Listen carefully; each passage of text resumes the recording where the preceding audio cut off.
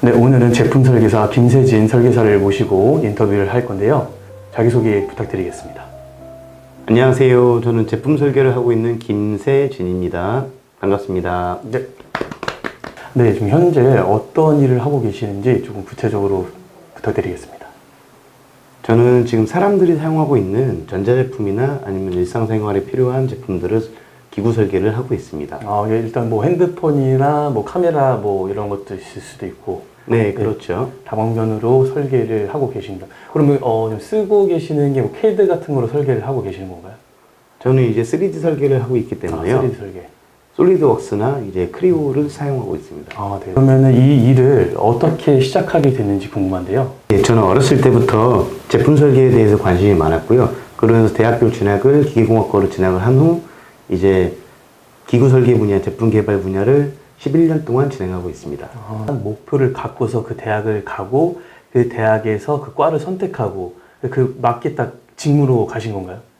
예, 제가 원하는 과를 입학을 했고요. 제가 원하는 직무로 취업이 잘 돼가지고 현재까지 진행을 하고 있습니다. 요즘에 근데 솔직히 사람들이 그 본인이 처음에 들어갔던 과를 들어가더라도 거의 대부분 사람들이 그 일로 가지 않잖아요. 근데 그렇죠. 모든 게 처음부터 적성이 잘 맞으셨나 봐요. 처음부터 어렸을 때부터 관심이 있다 보니까 목표를 세워놓고 진행을 해서 운 좋게 된 케이스죠. 그러면 이런 제품 설계사의 하루의 일과가 좀 궁금한데요. 어떻게 뭐 출근 시간부터 뭐 퇴근 시간까지 어떤 일을 하시는지. 일단은 하루 일과라고 해놓기는 조금 시간이 짧고요. 저희는 이제 프로젝트별로 진행을 하다 보면은 처음에 이제 제품 구상을 하고 컨셉을 잡고 그리고 이제 기구 설계를 진행을 하기 위해서 다른 팀과 협업을 진행을 하고요.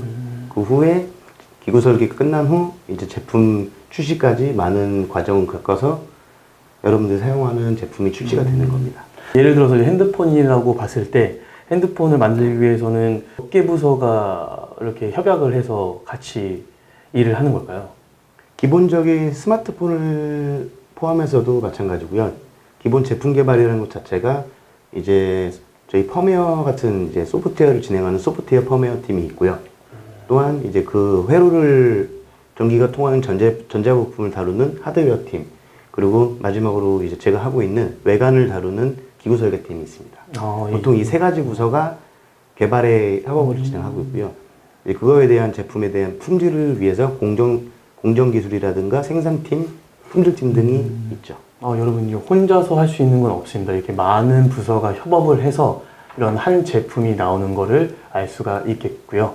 완벽한 사무직이신 거잖아요, 사무직.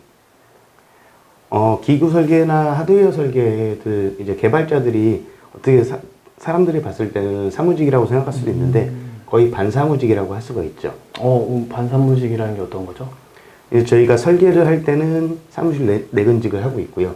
또 제품이 출시될 때까지 이제 중간 검토를 하기 위해 외근도 나가고 업체 가서 이제 수정도 하고 그런 식으로 하면 그런 과정들이 이제 반사무직이라고 볼 수가 있죠. 외주사나 뭐 이런 분들도 만나서 같이 또 미팅도 해야 되고 그거 이제 서로 의논을 해서 제품이 나오는 거기 때문에 반사무직.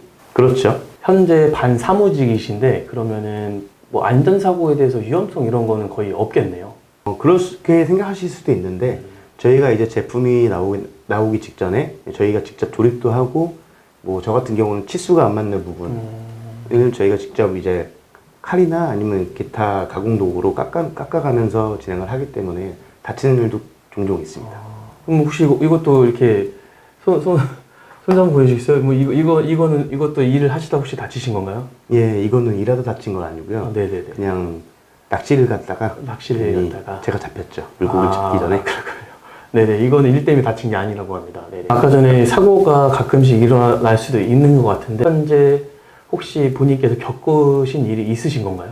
저 같은 경우도 이제 제품이 나오고 외관 디자인이 나오면은 그거를 칼로 깎다가 베이거나 그런 작은 사고도 있고요.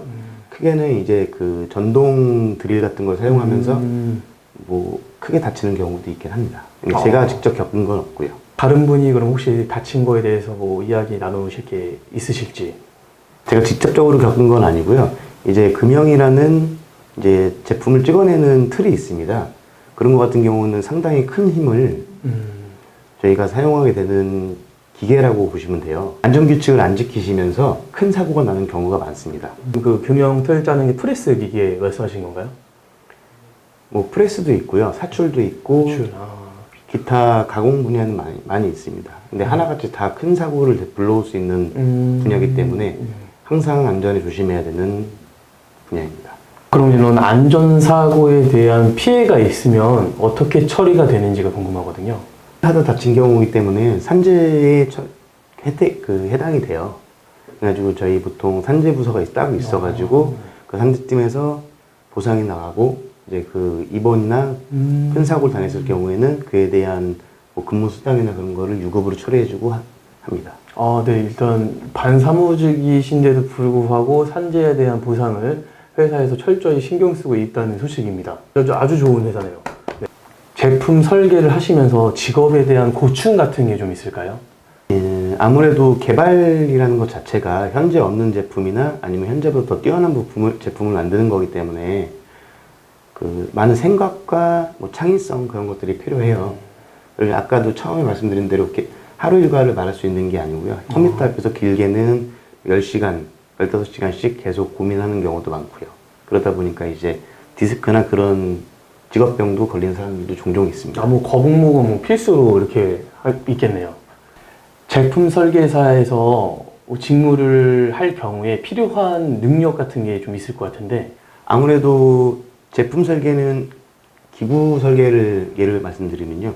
기구 설계는 3D 도면을 저희가 보고 있지만 실물과는 다소 사이즈가 달라요. 아무래도 저희가 확대하고 줄여서도 보고 하니까 공간 지향 능력이 좀 필요한 것 같고요. 피디님은 못 하시겠네요. 네, 저는 구체적으로 좀 길치입니다. 엄청난 길치라서 공간 지각 능력이 제가 부족하거든요. 저도 병원을 옛날에 한번 방문했었는데 제가 그 능력이 부족한 걸 알았습니다. 병원을 가면 그게 나오더라고요.